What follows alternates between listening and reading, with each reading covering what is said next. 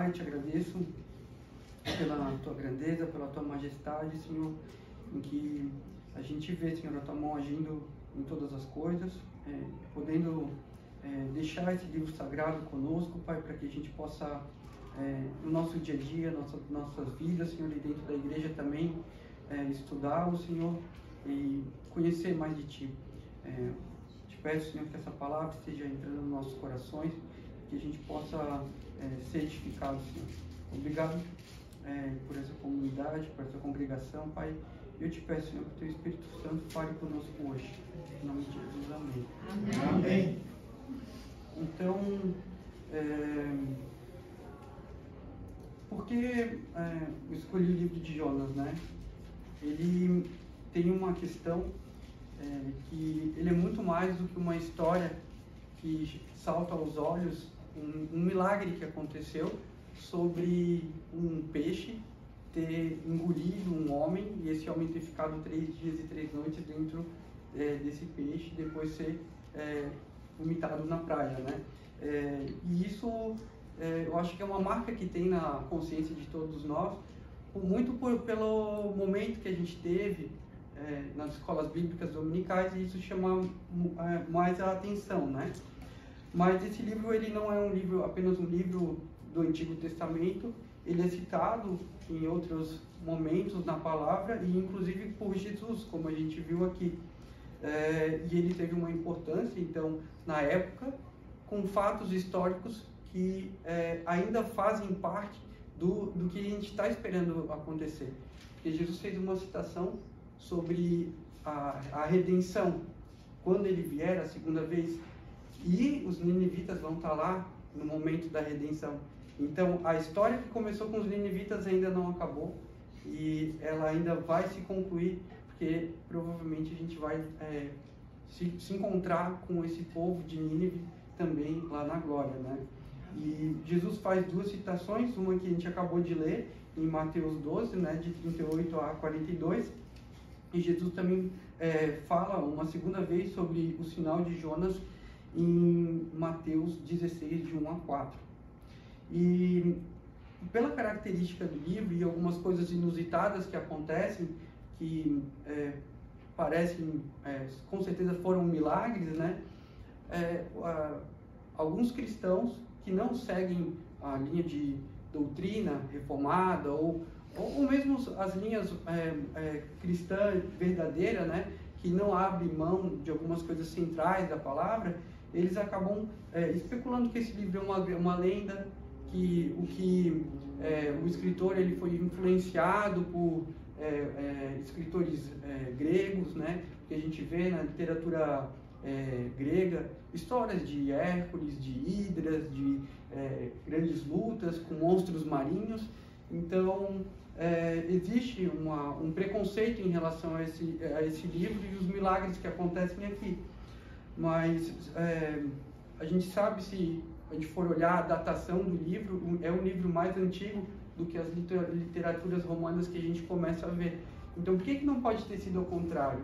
A literatura romana se baseou na literatura hebraica para fazer esses contos, né, essas lendas que a gente conhece da literatura grega. E se a gente considerar esse livro como um mito, a gente pode considerar também tudo que Jesus fez, o que aconteceu no Antigo Testamento, e tanto, por exemplo, em Gênesis, né, uma serpente falando, ou o mar se abrindo com Moisés, ou Jesus andando sobre as águas, são todas coisas extraordinárias, e assim como também acontece em Jonas. E sendo assim, a gente tem que levar esse livro como um livro que é uma história, é um livro que está entre os livros históricos, e as coisas que aconteceram aqui, elas aconteceram de fato. Se a gente colocar isso em xeque, a gente também colocar em xeque várias outras questões que a gente encontra na palavra de Deus, né? Várias outras histórias. E se o nosso Deus ele é soberano sobre todas as coisas, né? A gente não vai ter problema nenhum em receber esse livro, em conhecer esse livro como um livro histórico. E essas pessoas, o problema que eles têm com a literatura em Jonas, não é só com Jonas, é um problema pessoal dessas pessoas com Deus, diretamente, e também com a palavra de Deus. Então, não é um problema pontual com Jonas, por ser uma história diferente, mas sim com toda a palavra, né? E sobre o autor, ele não aparece só no livro de Jonas. Ele é o autor do livro, ele é o próprio personagem, e a gente encontra uma citação dele também, referência a ele no segundo livro de Reis. Tá? Lá diz que ele é o filho de Amitai, da tribo de Zebulon, da cidade de Gat-Efer. Tá? E o seu ministério ele foi durante o reinado de Jeroboão II. E Jonas fez uma profecia durante esse período e a profecia se cumpriu. Tá? Era uma profecia em que os israelitas iam lutar contra os amorreus e eles venceriam essa batalha. E isso de fato aconteceu.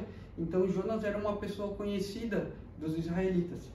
E esse episódio, no segundo livro de Reis, ele acontece mais ou menos entre 782 a.C. Tá? Durante o período do reinado de Jeroboão II, Israel desfrutava de um momento de paz e prosperidade financeira, né, com riquezas, mas não diferente de outras vezes.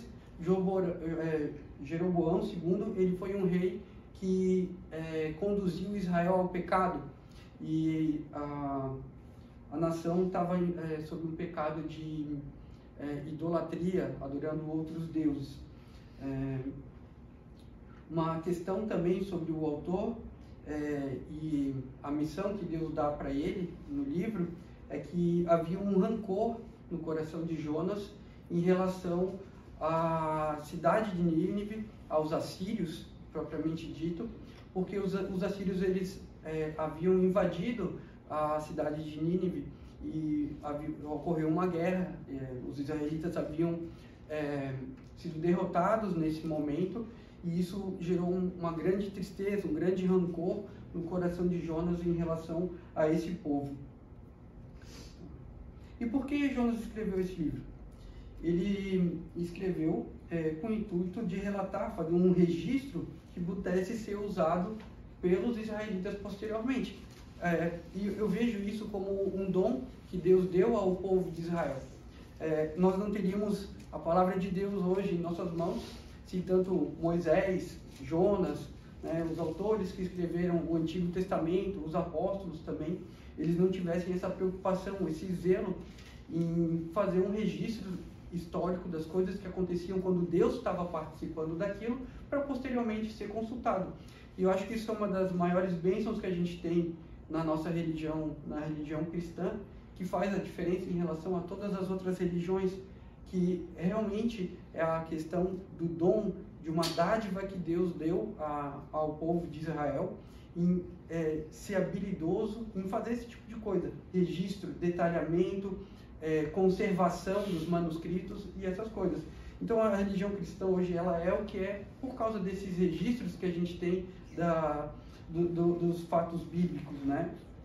E o que salta aos olhos nesse registro de Jonas, que me chama muita atenção, é o fato dele ser um personagem e ele conseguir fazer uma leitura imparcial dos seus erros, né? E como também ele, de forma não declarada, ele mostra o poder de Deus agindo em todas as coisas e sobre a nossa vontade, e sobre os homens, e sobre o mar, sobre os ventos, sobre o coração dos ninivitas em se arrepender, né? O ator principal da carta é o Senhor e a soberania que Ele tem. E isso é o que mais salta aos olhos para mim. O caráter de Deus, ele também fica muito saliente na carta, mostrando graça, mostrando misericórdia e mostrando também o arrependimento que ele consegue conduzir em nossos corações.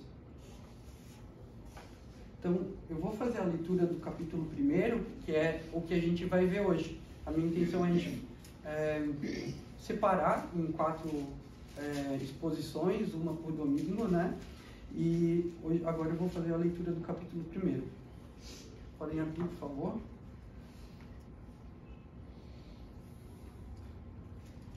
Veio a palavra do Senhor a Jonas, filho de Amitai, dizendo: Dispõe-te, vai para a cidade de Nínive e clama contra ela, porque a sua malícia subiu até mim. Jonas se dispôs, mas para fugir da presença do Senhor para Tarsis, e tendo descido a Jope, achou um navio que ia para Tarsis. Pagou, pois, a sua passagem e embarcou nele para ir com eles para Tarsis, para longe da presença do Senhor. Mas o Senhor lançou sobre o mar um forte vento, e fez-se no mar uma grande tempestade, e o navio estava a ponto de se despedaçar. Então os marinheiros, cheios de medo, clamavam cada um ao seu Deus, e lançavam ao mar a carga que estava no navio, para aliviarem do peso dela. Jonas, porém, havia descido ao porão e se deitado, e dormia profundamente. Chegou-se a ele o mestre do navio e lhe disse: Que se passa contigo, agarrado no sono? Levanta-te e invoca o teu Deus. Talvez assim esse Deus se lembre de nós, para que não pereçamos. E diziam uns aos outros: Vinde e lancemos sorte, para que saibamos por causa de quem nos sobreveio este mal. E lançaram sortes, e a sorte caiu sobre Jonas. Então lhe disseram: Declara-nos agora, por causa de quem nos sobreveio este mal? Que ocupação é a tua? De onde vens? Qual a tua terra? E de que povo és tu? Ele lhes respondeu: Sou hebreu e temo ao Senhor, o Deus do céu, que fez o mar e a terra. Então os homens ficaram possuídos de grande temor e lhe disseram: Que é isto que fizeste? Pois sabiam os homens que ele fugia da presença do Senhor, porque lhe o havia declarado. Disseram-lhe: Que te faremos para que o mar se nos acalme? Porque o mar se ia tornando cada vez mais tempestuoso. Respondeu-lhes: Tomai-me e lançai-me ao mar, e o mar se aquietará, porque eu sei que por minha causa vos sobreveio esta grande tempestade. Entretanto, os homens remavam, esforçando-se por alcançar a terra, mas não podiam, porque o mar se ia tornando cada vez mais tempestuoso contra eles. Então clamaram ao Senhor e disseram: Ah, Senhor, rogamos-te que não pereçamos por causa da vida deste homem, e não faças cair sobre nós este sangue, quanto a nós, inocentes. Porque tu, Senhor, fizeste como te aprouve, e levantaram a Jonas e o lançaram ao mar, e cessou o mar da sua fúria. Temeram, pois, estes homens em grande extremo ao Senhor, e ofereceram sacrifícios ao Senhor, e fizeram votos. Deparou o Senhor um grande peixe, para que tragasse a Jonas, e esteve Jonas 3 dias e 3 noites no ventre do peixe. Então aqui, começando aqui no versículo 1, a gente vê que Deus faz um chamado a Jonas. Jonas era um profeta, e a função dos profetas era um ofício, um chamado de Deus, e o profeta ele falava a mensagem de Deus para o povo. No Antigo Testamento, Deus se relaciona com os profetas de diversas formas. Aqui a gente não sabe a forma como Deus falou com Jonas, mas a gente teve Deus falando através de uma sarça ardente. Deus fala com Samuel, chamando Samuel, ouve a voz do Senhor, o que eu acho que pode ter acontecido aqui, né? E de outras formas também, muitas vezes o Senhor apareceu encarnado, né? Mas aqui a gente vê que a palavra do Senhor veio a Jonas. Veio a palavra do Senhor a Jonas, filho de Amitai, dizendo: Dispõe-te, vai à grande cidade de Nínive e clama contra ela, porque a sua malícia subiu até mim. Fatos sobre Nínive, alguns pontos interessantes. Jonas ia precisar fazer um deslocamento grande até Nínive, e hoje ela fica localizada onde ela não existe mais, mas estaria localizada onde é o Iraque hoje. Tá? Isso deu uma localização estratégica para Nínive, então ela acabou se tornando uma cidade muito poderosa, capital e um ponto político importante na região da Mesopotâmia. O Império Assírio, ele foi um dos grandes impérios antigos, com grande poderio militar, venceram várias batalhas e guerras, e até hoje, quando você vai atrás de enciclopédias e referências, isso é o que mais salta aos olhos. A crueldade do povo assírio quando eles tinham que tratar ou lidavam com os derrotados, né? As nações que eles venciam. Então, Nínive se tornou a capital do Império Assírio e um dos pontos mais um dos povos mais temidos da época, né? Apesar de tudo isso, grandes nações como essas também tendem a ser derrotadas em algum momento, e isso geralmente vem de intrigas internas, e foi o que aconteceu com Nínive, tá? E a queda de Nínive marcou o império, o fim do Império Assírio nessa época que a gente vê aqui, que começou entre 600 a.C. e 700, 800 a.C. também, né? Como eu falei antes, Jonas ele tinha um calo com Nínive, né? Uma questão contra, porque os ninivitas tinham derrotado o Império do Norte. Depois que Israel tinha sido dividida, eles invadiram o Reino do Norte e fizeram um grande estrago lá. E Jonas deixa claro no capítulo 4 que é o motivo que ele expressa que ele tinha uma coisa contra Nínive. Então não é uma coisa que fica entre linhas, né? Isso é uma coisa declarada por Jonas explicitamente. E uma coisa que eu acho interessante, que não me vem ao coração quando eu leio sobre os ninivitas, a gente vê uma nação cruel. Eles deviam ter todos os problemas com os pecados mais grosseiros que a gente conhece daquela época. Mas existia uma outra nação também, que era uma nação pagã na Bíblia, que também fez com que Deus falasse, não, calma aí, eu tenho que fazer alguma coisa. E foi a questão de Gomorra, né? E aí a gente vê que existe uma ação diferente de Deus para essas duas nações. Uma delas, fogo do céu, vem e mata todo mundo, só tira o que eu tenho lá para poupar, não tem solução. E o Senhor mesmo agiu para exterminar essa nação, as nações de Sodoma e Gomorra, por causa da maldade que e os pecados deles. Mas para Nínive é diferente. Deus levanta um profeta, um único profeta na Bíblia toda, do Antigo Testamento pelo menos, né, que ele sai da nação de Israel, ele vai para uma outra nação. Todos os outros profetas que a gente conhece era a mensagem de Deus para a nação de Israel.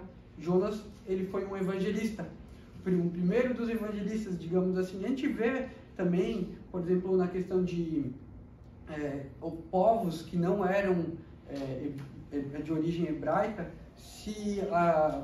começando a fazer parte do povo hebraico, né? Como é a questão de Ruth e Noemi, e Ruth acaba entrando, digamos assim, se convertendo ao povo hebreu, né? E Deus, aos poucos, ao longo da história, ele vai pensando pessoas que eram importantes para ele e enxertando no plano dele.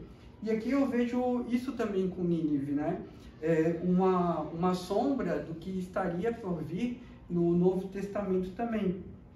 Então, por quê? Por que Deus ele age com uma nação com juízo e com outra ele age com graça? Isso faz parte, né, dessas perguntas.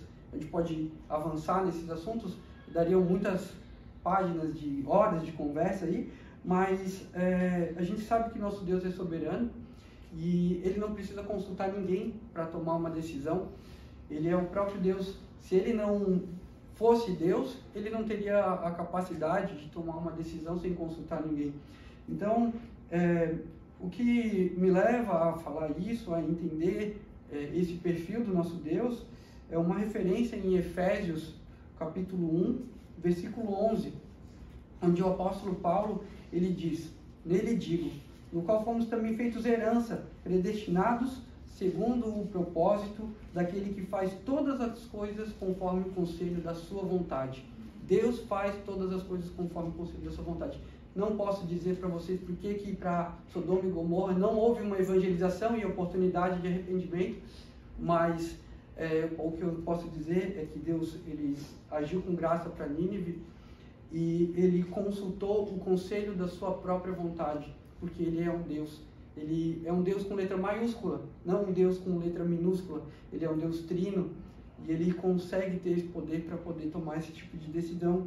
E isso para mim me dá mais confiança ainda ao nosso Deus, saber que ele é independente e ele é único e soberano e existe em si mesmo. Em Romanos a gente também, estou fazendo um parênteses aqui, mas em Romanos a gente também tem uma citação de Paulo no capítulo 9, versículo 5, que ele diz: pois ele diz a Moisés: terei misericórdia de quem me aprouver ter misericórdia e compadecer-me-ei de quem me aprouver ter compaixão. É a decisão de Deus, estendendo a sua mão para abrir os corações do homem ou não. E tem aqui um pouco mais para frente, no versículo 20 do capítulo 9, Paulo fala assim: quem és tu, homem, para discutires com Deus? Porventura pode o objeto perguntar a quem o fez: por que me fizeste assim? Ou não tem o oleiro direito sobre a massa para do mesmo barro fazer um vaso para a honra e outro para a desonra? E eu vejo aqui, irmãos, no Antigo Testamento, Deus movendo a sua mão para cumprir a promessa que ele fez a Abraão: de ti sairá uma grande nação. E essa nação não era um país, era um povo espiritual. E os ninivitas já faziam parte desse povo espiritual que Deus estava chamando. Então, eu vejo o ápice disso, de Deus unindo um povo, tanto os israelitas de coração como os gentios, em Atos, na ocasião em que o centurião Cornélio, ele é chamado por Deus. Deus vê as obras e a piedade de Cornélio e fala assim: vai lá chamar o meu apóstolo Pedro e vem aqui que vocês vão receber o Espírito Santo. E assim como começou lá com os ninivitas, gentios, uma nação pagã, depois da obra de Jesus Cristo consumada, a gente vê isso se estendendo e a obra sendo completa através da vinda do Espírito Santo, e o Espírito Santo também estando aqui no nosso meio hoje.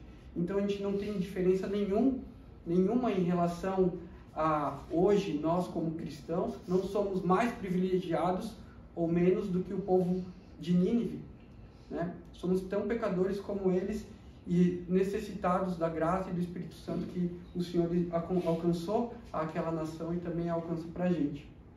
Agora, voltando ao objetivo, né, aqui do livro, após fechar esse parênteses, né, a gente tem uma ordem de Deus no versículo 2, dispõe-te, vai à grande cidade de Nínive e clama contra ela, porque a sua malícia chegou até mim. E eu percebo aqui que eu não podia deixar de comentar antes de ir para o versículo 3, é que a questão do dispõe-te. Dispõe-te, eu sinto que havia a necessidade de um impulso interno de Jonas para cumprir a vontade de Deus. Mas Jonas, no versículo 3, Jonas se dispôs, né? Mas para fugir da presença do Senhor para Tarsis. A inclinação do coração de Jonas não estava inclinada para cumprir a vontade de Deus, mas sim para fugir da presença do Senhor. E tendo descido a Jope, achou um navio que ia para Tarsis, pagou, pois, a sua passagem e embarcou nele para ir com eles para Tarsis, para longe da presença do Senhor. Eu acho impressionante. Jonas está tentando fugir da presença do Senhor, ele sendo um hebreu, sendo um profeta, e ele se convencer de que ele ia fazer isso. Eu gosto muito do Salmo 139, que fala, né: Senhor, para onde fugirei da tua presença? Se subo aos céus, lá estás. Se faço a minha cama no mais profundo abismo, lá estás também. Se tomo as asas da alvorada e me detenho nos confins dos mares, até lá a tua destra me sustentará. Diz também no Salmo 139 que antes da palavra nos chegar à boca, o Senhor já a conhece toda.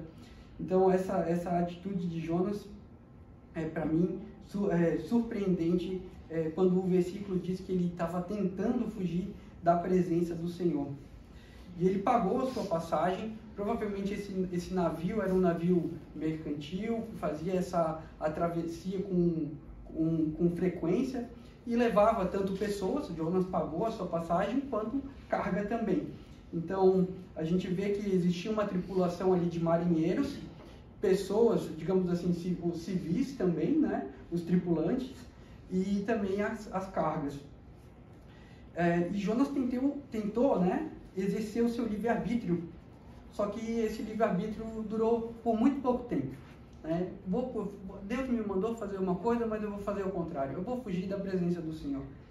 Assim como vejo uma semelhança na atitude de Jonas e na ação de Deus para com Jonas, também em relação ao intento do apóstolo Paulo em perseguir a igreja do Senhor. Vou perseguir a igreja do Senhor. No meio do caminho, aparece o Senhor com toda a educação do mundo falando assim: você vai me servir. Você não vai perseguir mais a igreja, essa é a tua vontade, mas você não vai fazer, sou eu que mando aqui. E o Senhor, geralmente a gente vê esse tipo de atitude em Jesus Cristo também, quando ele comissiona os seus discípulos: vem e me segue. E a gente vê que não tem opção. Os discípulos param o que estão fazendo e vão e seguem o Senhor. Isso é o Senhor respeitando o nosso livre-arbítrio. Agora, ir para Tarsis era um caminho completamente oposto do que Deus tinha mandado Jonas fazer. Uma distância de 800 quilômetros, mais ou menos, como se fosse de Porto Alegre a Curitiba. E era um caminho por terra. Tem o mar Mediterrâneo, Israel está aqui mais ou menos, então Tarsis estaria mais acima. O que Jonas estava fazendo era atravessar o mar Mediterrâneo indo em sentido à Europa, para a Espanha. Era um caminho completamente ao contrário. E eu vejo que muitas vezes a gente age assim também, né? Deus manda a gente fazer uma coisa, ir por um caminho, a gente sabe o que é certo, sabe o que a palavra nos diz, a lei moral de Deus nos dá a direção, né, do que fazer, e continuamente a gente age muitas vezes assim, pegando um caminho completamente contrário ao que Deus manda que a gente faça, né? E o que eu acho curioso, não só aqui nesse momento, como eu já comentei antes também, é Jonas começando a descrever as suas atitudes. Como ele vê que ele fazia tudo ao contrário, ele consegue ser imparcial e não fingir o que ele estava fazendo de errado no livro, né? Aqui isso começa a ser percebido. E eu vejo aqui que o legal também é quando a gente olha, né, Jonas começando a olhar e descrever as atitudes erradas, a gente também tem essa oportunidade na nossa vida de olhar para nós hoje em dia e comparar com a gente era antes, de ter várias experiências com Deus, que conforme Deus vai transformando o nosso coração. A gente pode muitas vezes ler a palavra de Deus condenando o povo de Deus pela idolatria, condenando pela desobediência, mas a gente muitas vezes está cheio de dedo apontando para os israelitas, para Jonas sendo rebelde a Deus, e os outros dedos aqui estão apontados para nós. Muitas vezes a gente é fariseu, hipócrita também, nesse sentido, em não se colocar na situação de pecador como o povo de Deus era também, assim como nós.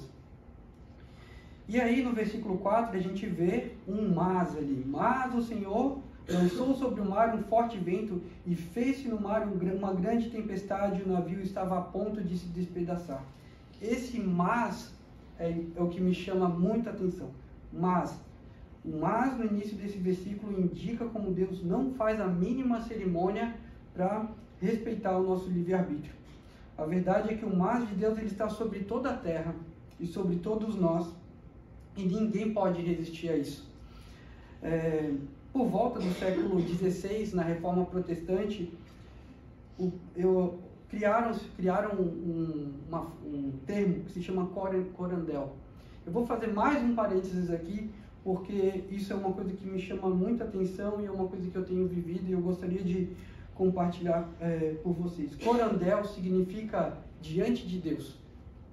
E para a gente sentir e entender o Corandel, isso fazer parte da nossa vida, exige também que a gente tenha um pouco de entendimento sobre o nosso Deus. E eu gosto de falar sobre cosmovisão. Não é o foco aqui, mas ter uma cosmovisão cristã bem definida muda a forma como a gente enxerga o livro de Jonas, enxerga toda a palavra e enxerga toda a criação. Como salta aos olhos o poder de Deus agindo através da criação nesse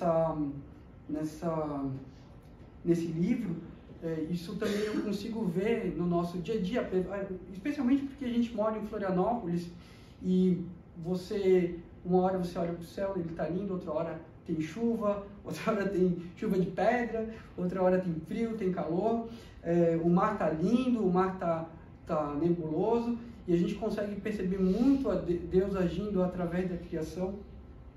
E eu vejo que o povo de Florianópolis, quem mora aqui especialmente, é responsável, como Paulo falou aos romanos, né? Tais homens são desculpáveis, porque não conheceram a Deus e não reconheceram a Deus. Como no versículo no capítulo 1, Paulo fala que as pessoas são desculpáveis porque elas veem Deus na criação e não conseguem dar glória, não conseguiram dar glória a Deus por causa disso, né? Mas o que eu queria falar aqui é que se você vive Corandel diante de Deus todos os dias, você vai saber que o mas do Senhor está sobre você. E desde o momento que você acorda ou aí até a hora que você vai dormir, você está no Big Brother de Deus. Deus está olhando tudo que você faz. E muitas vezes a gente age como se Jesus Cristo não estivesse na nossa presença. Ele está espiritualmente, mas se ele estivesse fisicamente na nossa presença, a gente ia agir como? Ia agir diferente? Tem alguma coisa que a gente ia fazer diferente do que a gente tem feito no nosso dia, se Jesus tivesse colado como a tua sombra ainda onde você fosse? E isso é viver Corandel, viver diante de Deus. E aí quando Deus tem um plano para a tua vida, você sempre vai falar, olha, se Deus quiser, oi, bom dia, tudo bem? Tudo bem, graças a Deus. Tudo está bem por causa da graça de Deus, porque Ele controla todas as coisas.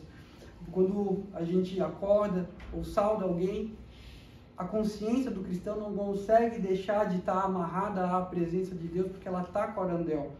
Então, eu vejo esse mas o Senhor lançou sobre o mar, uma condição que Deus coloca sobre todos nós.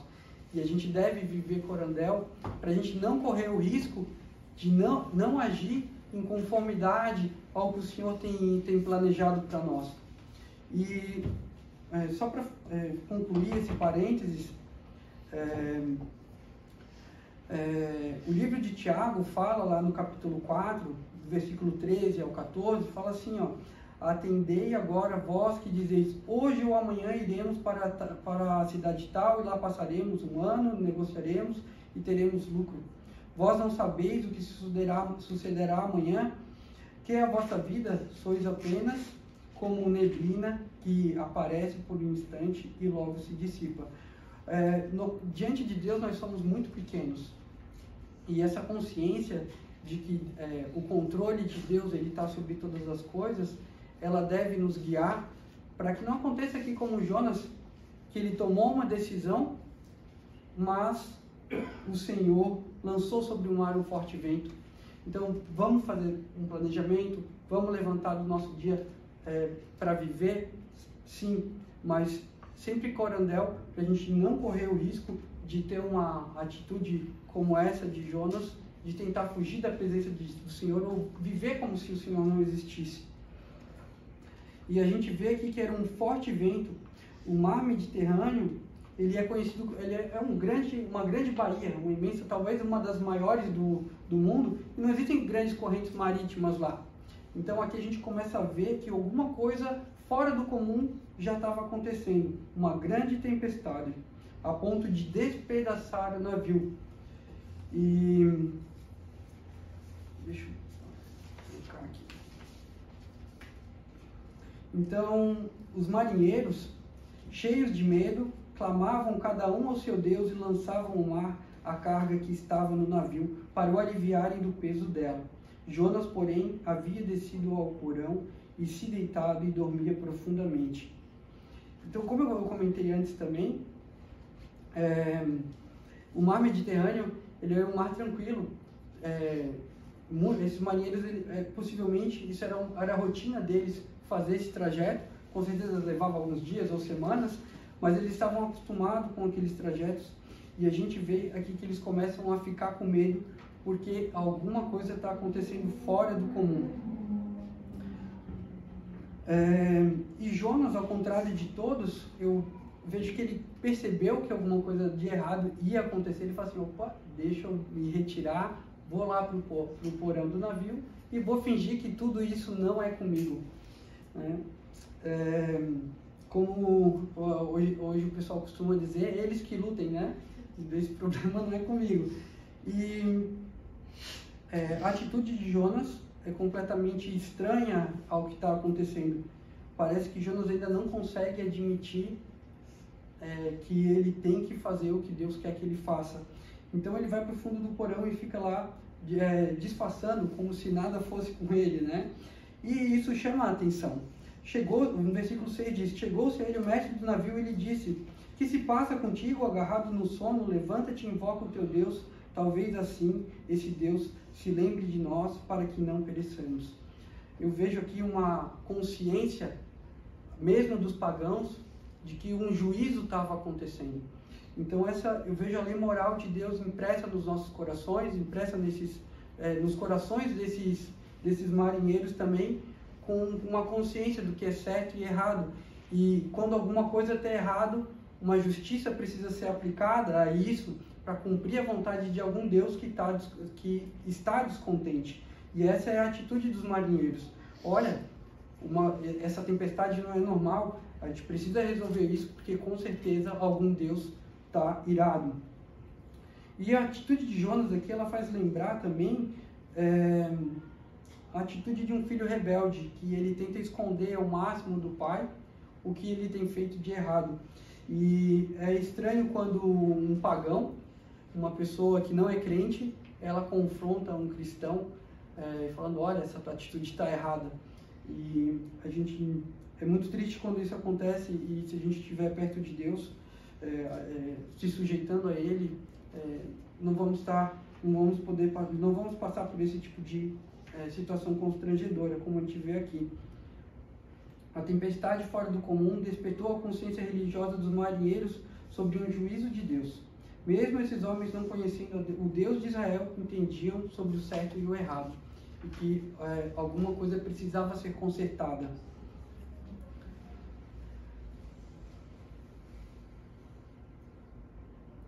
E isso levou eles, ao versículo 7, a tomarem uma atitude. E diziam uns aos outros: vinde e lancemos sortes, para que saibamos por causa de quem nos sobreveio este mal. E lançaram a sorte, e a sorte caiu sobre Jonas. Que surpresa, né? Um Deus que a gente conhece, que a gente sabe do poder que ele tem. A gente não acredita em horóscopo, não acredita em tarô, essas coisas, mas a gente acredita que Deus controla todas as coisas. E a atitude, essa prática de jogar sorte, a gente também vê com os apóstolos, quando eles vão escolher um discípulo novo para substituir Judas, né? E outras coisas, também havia o Urim e Tumim na estola sacerdotal, que eram duas pedrinhas, uma de cada cor, que eles jogavam para saber qual que era a vontade de Deus. Podia dar sim, não ou neutro. Então, não é uma surpresa aqui que eles joguem sorte para descobrir qual que era a vontade de Deus. E realmente a vontade de Deus continua perseguindo Jonas. E ela vai continuar perseguindo Jonas até Deus cumprir o livre-arbítrio de Jonas, né? Então eles disseram: declara-nos agora, por causa de quem nos sobreveio este mal, que ocupação é tua, de onde vens, qual a tua terra e de que povo és tu? Agora não resta dúvida, Jonas foi colocado contra a parede. Mesmo aqueles homens não conhecendo Jonas, eles estão indagando Jonas. A atitude da soberania sobre nós também, como humanos, sobre a sorte e eles vinham indagar o que Jonas tinha feito de errado. E lhes respondeu: sou hebreu e temo o Senhor, o Deus do céu, que fez o mar e a terra. Jonas deu a resposta mais atemorizante que eles podiam receber. Eu temo o Senhor, Deus que fez o mar. E é engraçado que ele sempre fala que, vou ler fora desse livro aqui, que é o Deus da terra e do mar. Aqui Jonas coloca o mar na frente. E aí Jonas tenta fugir do Deus que criou o mar pelo mar. E aí os caras falam assim: como assim? Olha só o que você fez pra gente, esse tamanha afronta, colocando a gente em risco, a carga, as pessoas. Então, questionando a irresponsabilidade de Jonas em se levantar contra Deus, né? Sabemos que você tem uma coisa contra Deus e você está no mar de Deus, inserido no mar de Deus. E aí, aqui, se antes eles estavam com medo, agora eles ficam apavorados. E então os homens ficaram possuídos de grande temor e lhe disseram: que é isso que fizeste? Pois sabiam os homens que ele fugia da presença do Senhor, porque lhe havia declarado. Versículo 11. Disseram-lhe: que te faremos para que o mar se nos acalme? Porque o mar ia se tornando cada vez mais tempestuoso. E a gente vê que eles descobriram, jogaram sorte, mas eles não tomaram nenhuma atitude ainda. E o mar é uma pressão, Deus vai pressionando eles até eles tomaram uma atitude. E num primeiro momento, Jonas fala para esses homens: olha, tomem-me e lançai-me ao mar para que o mar se aquete. Mas, porque é por minha causa que sobreveio. Jonas admite. Até então, Jonas viu aquele cenário, a tempestade chegando, foi para o fundo do navio, fingiu como que não fosse com ele. Os caras falaram: olha, tem alguma coisa errada. Lançaram sorte, a sorte caiu sobre Jonas. Questionaram Jonas, Jonas respondeu, né? Agora ele admite, não tem mais como. Ele está realmente contra a parede. E após todos esses sinais que Deus fez para que Jonas cumprisse a sua vontade, enfim, ele cede. Ele não sabe ainda se ele vai sobreviver ou não, mas a gente conhece o nosso Deus e a longanimidade que ele tem. E apesar dessa rebeldia que Jonas teve, ele, movido pela consciência, a gente não tem uma descrição aqui se Deus falou com ele como de uma forma especial no porão, essas coisas, mas a gente vê que as circunstâncias vão compulgindo Jonas a admitir e ceder. E ele sabe agora que ele está errado. E muitas vezes a gente não precisa de nenhuma revelação especial para saber que a gente está errado também. Muitas vezes basta a gente observar os sinais que Deus tem nos dado, pedir discernimento ao Espírito Santo de Deus, que a gente vai conseguir saber o que Deus tem, que Ele quer falar conosco, né? No versículo 13: entretanto, os homens remavam, esforçando-se por alcançar a terra, mas não podiam, porquanto o mar tinha se tornado cada vez mais tempestuoso. Jonas declarou para eles o que eles deviam fazer. Ele falou assim: não vamos, olha, você teme ao Senhor, imagina o que vai acontecer com a gente se a gente te matar. Tu fala assim: não, você é um ser humano, um assassinato, jogar você no mar seria um assassinato, é óbvio que você vai morrer, vamos aguentar um pouco, fica aí, vamos tentar remar e resolver esse problema. Só que Deus não deixa, e o mar continua a se tornar cada vez mais tempestuoso. E a gente vê que no versículo 14, então que esses homens, apesar de não terem escutado nenhum evangelho, nenhuma palavra a mais, eles terem sido evangelizados, todo o contexto já começa a dirigir o coração desses marinheiros, daquela tripulação, para diante do Senhor. No versículo 14, eles já estão clamando ao Senhor. A gente não vê Jonas clamando ao Senhor, mas a gente vê os marinheiros reconhecendo a Deus, ali falando: Senhor, rogamos-te que não pereçamos por causa da vida deste homem, e não façais cair sobre nós este sangue, quanto a nós inocente, porque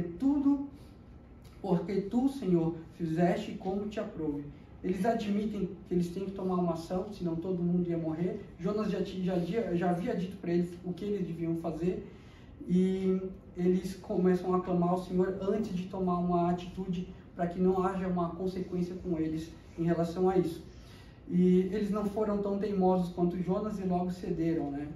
E levantaram a Jonas e o lançaram ao mar, e cessou o mar da sua fúria.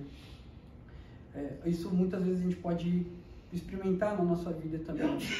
A paz que a gente tem, enquanto a gente tem os nossos corações, as nossas vidas reconciliadas com Deus, a gente vive em conformidade aos planos de Deus, e isso nos traz paz.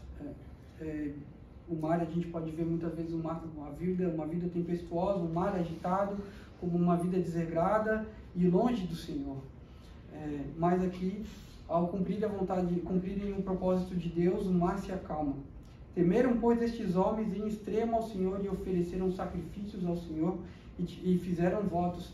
A gente não sabe exatamente se esses homens, esses marinheiros, eles eram panteístas, né? Tinham vários deuses, mas a gente vê aqui que eles reconhecem dentro do conhecimento deles que existe um Deus que ele é mais poderoso, e eles se inclinam para esse Deus e fazem votos a ele. Então eu vejo aqui que mesmo que Jonas não tenha começado a pregar ainda, ele já começa a ter uns convertidos para a conta dele. Temeram, pois, estes homens em extremo ao Senhor e ofereceram sacrifícios ao Senhor e fizeram votos. E aí eles jogaram Jonas ao mar, e deparou o Senhor um grande peixe para que tragasse a Jonas, e esteve Jonas 3 dias e 3 noites no ventre do peixe. A gente vê aqui a mão do Senhor agindo com graça, apesar da revolta de Jonas. O plano que Deus tem para Nínive, a mensagem é curta da missão de Jonas: vai e clama contra Nínive, porque a sua maldade chegou até mim.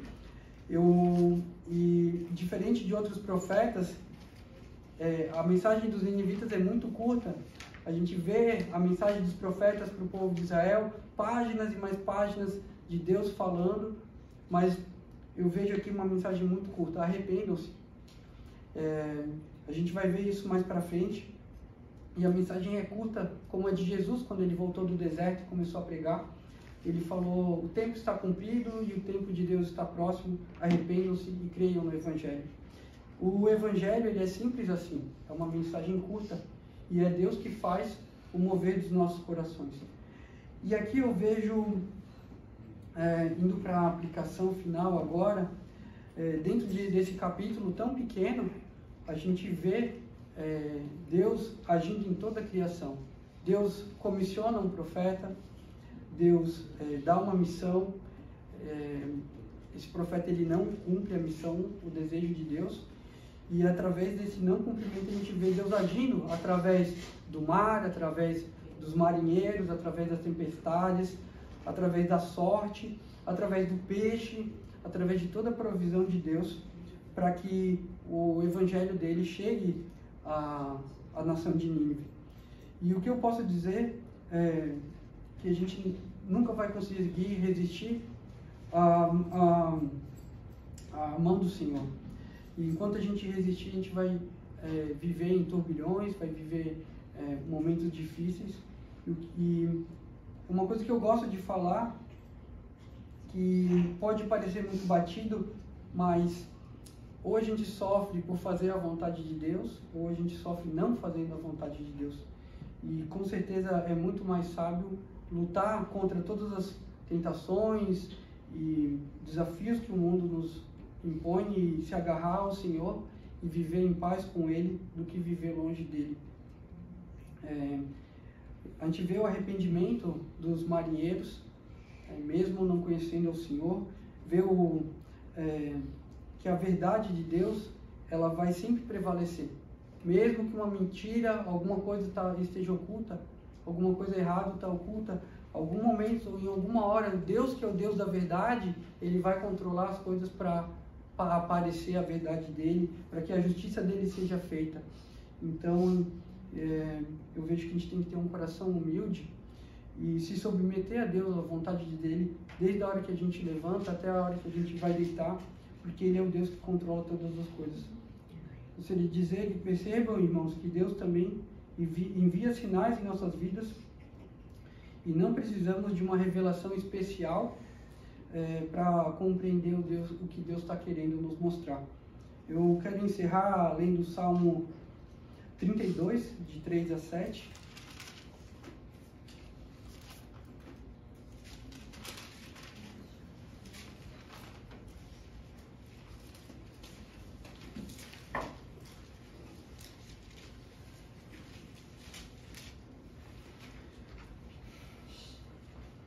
Enquanto calei os meus pecados, envelheceram os meus ossos pelos meus constantes gemidos todo dia, porque a tua mão pesava dia e noite sobre mim, e o meu vigor se tornou em sequidão de estio. Confessei-te o meu pecado e a minha iniquidade não o mais ocultei. Disse, confessei ao Senhor as minhas transgressões, e tu perdoaste a iniquidade do meu pecado. Sendo assim, todo homem piedoso te fará súplicas em tempo de poder encontrar-te. Com efeito, quando transbordarem muitas águas, não o atingirão. Tu és o meu esconderijo, tu me preservas da tribulação e me cercas de alegres cantos de livramento. Amém. Senhor nosso Deus, te agradecemos pela tua soberania sobre todas as coisas. Vemos, Senhor, que tu age através da criação, através da tua palavra, Senhor, através dos teus meios. E não precisamos, Senhor, de nenhuma revelação especial para compreender, Senhor, que tu és soberano sobre nós. Que a nossa consciência, Senhor, esteja amarrada a ti e que o teu desejo, Senhor, se cumpra nas nossas vidas e que estejamos sujeitos a ti, Pai. Que percebamos a tua mão agindo, Senhor, em nossas vidas, para que tenhamos, Senhor, a paz de espírito, Senhor, que excede a todo entendimento. Vem, Senhor, sobre nós, abençoa o decorrer dessa semana, nossos dias, e que tua palavra possa estar no nosso coração, Senhor, para que tudo que nós façamos, Senhor, esteja em conformidade ao teu querer e ao teu desejo. Tu és bendito, Deus. Em teu nome santo que eu oro. Amém. Amém.